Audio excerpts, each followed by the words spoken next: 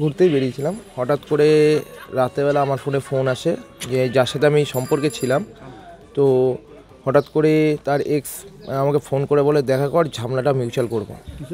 ঝামেলা যে ওর সাথে অনেকদিন ধরে আমাকে বলছিল সরে যা সরে যা সরে যা। তো ভালোবাসা ছিল? হ্যাঁ, ওই মেয়েটার সাথে। তো এবার হট করে ওই মেয়ের সাথে কোনো কন্ট্যাক্ট আমি রাখিনি, আমাকে বলেছে সরে যেতে।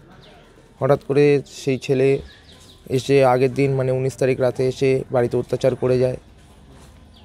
এই কারণে হ্যাঁ আগে আমাকে স্যার ফোন করা হয়, আমি স্যার যাইনি। কি ঘটনা হয়েছে? কারা মেরে জি স্যার। হ্যাঁ স্যার, আমাকে জিৎ সরকার আর সুব্রনীল কিসকু বলে ছেলেটা মেরেছে। স্যার আমাকে ডেকেছে যে ঝামেলা মিউচুয়াল করবো বলে। এবার আমি ভিএস মার্টের সামনে, তো অনেকবার ডেকেছে, আমি ফার্স্টে ফোন তুলিনি, তারপরে আবার যাওয়ার পর ফোনটা তোলা হয়। তো এবার আমি স্বর্ণদ্বীপ বলে বন্ধুর সাথেই ছিলাম, তো আমাকে বারবার বলেছিল যেতে না। তাও আমি ওখানে বললাম যে হাতে স্যার আংটি ফাংটি ছিল স্যার। হ্যাঁ, ঘুষি মারে। হ্যাঁ, মুখে পেচ্ছাপ করে, মুখে টয়লেট করে, গায়ের মধ্যে টয়লেট করে দেয় ওই ছেলে দুটো। আর ওই বন্ধু ওকে ঠেট্টামারি দিয়ে বাড়িতে পাঠায়। ও বাড়িতে এসে মাকে দৌড়ে এসে বলে যে ও মেরেছে, আর আমাকে আমসের ভয় দেখানো হয় ওখানে।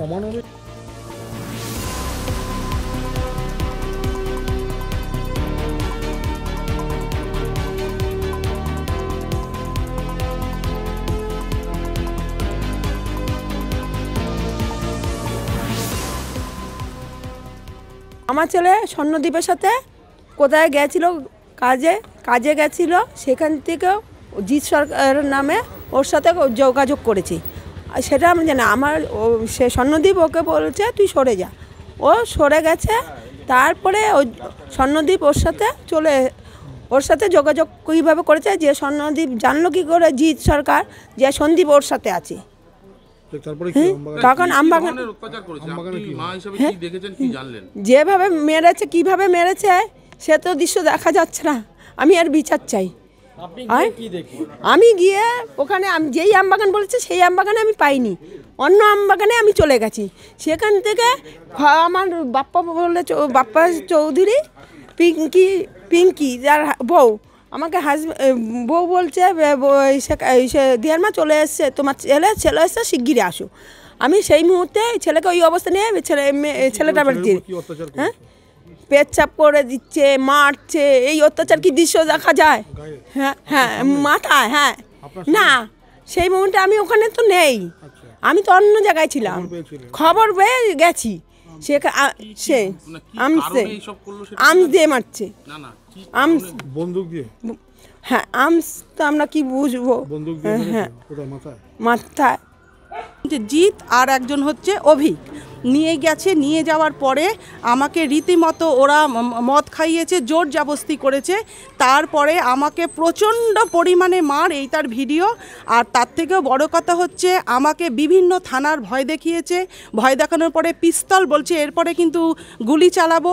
তারপরেও যেটা করেছে সেটা হচ্ছে মানে যেই দৃশ্যটা দেখা যায় না, যে ওর মুখের মধ্যে মানে রীতিমতোভাবে পেচ্ছাপ করা হয়েছে। আর পিছনে উল্টে দিয়ে ছেলেটাকে যতবার বলছে রক্ত মোচ আবার মারবো। আর এটা কিন্তু একদম মানে ওয়ান টাইপ অফ মার্ডারের ফার্স্ট পোর্শন। এরপরে যে কি পরিস্থিতি ছেলেটার আমার কাছে বলতে পারেনি। আমার বাড়িতেও সেন্সলেস হয়ে গেছে। তাড়াতাড়ি করে ওর মাকে নিয়ে আমি সঙ্গে সঙ্গে ঘরের মধ্যে ওকে দাঁড় করিয়ে আমি ওর হাতে মুখে জল দিয়ে বলেছি এই মুহূর্তে তোকে হসপিটালাইজড করতেই হবে, কিছু না কেন তুই যেহেতু কথা বলতে পারছিস না। আর তারপরে ওর মাকে নিয়ে বলছি তুমি আগে হসপিটালে যাও। হ্যাঁ, আর সব থেকে বড় কথা হচ্ছে যে এরকম মানে দুর্ঘটনা যে আমার ওয়ার্ডে ঘটলো, আর ছেলে দুটো মানে চূড়ান্ত নিজেদেরকে প্রশাসনের ঊর্ধ্বে কথা বলছে। ওরা বলছে কোন থানা আমাদের আছে, জেঠিয়া থানা, বীজপুর থানা, কল্যাণী। ওরা কোনো শুনুন স্যার, একটা কথা আমি বলি, আমি যেটা দেখতে পাচ্ছি আমার এলাকায় কিন্তু বিরোধীরা কিন্তু এই নিয়ে কোনো আমরা যে দল যেহেতু ক্ষমতায় আছি, আমরা যখন মানে দল রং নির্বিশেষে যখন ঝাঁপিয়ে পড়ি মানুষের সহযোগিতায়, মানুষ যখন, কিন্তু সেক্ষেত্রে দেখছি বিরোধীরা কিন্তু এখানে কিন্তু কেউ ঝাঁপিয়ে পড়ছে না, তারা কিন্তু মুখে যে প্রস্তাব মানে অমানবিক স্যার বললাম তো যে আমি সেই দিনের পরের থেকে আমি মানে বাকরুদ্ধ হয়ে গেছি, আমি আর মানে বলার মতন জায়গায় নেই।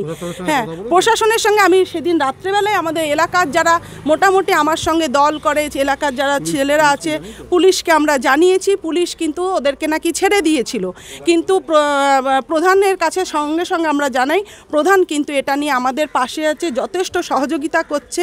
এবং এই নিয়ে কিন্তু পুলিশ আমার কাছে একটাই প্রশ্ন স্যার, যে উনি এরকম মর্মান্তিক দৃশ্য এই ভিডিও দেখার পরে তাদেরকে কি করে ছেড়ে দিল, মানে উত্তর আমার কাছে নেই। ঘটনাটা আমি শুনলাম, এলাকার মানুষের অভিযোগ, ঘটনা ঘটার পর তারা পুলিশের কাছে গেছিল, পুলিশ গ্রেপ্তার করেছে আসামি দুজনকে, কিন্তু একটা নমিনাল সেকশনে তাদের পাঠিয়েছে, বেলও হয়ে গেছে তাদের।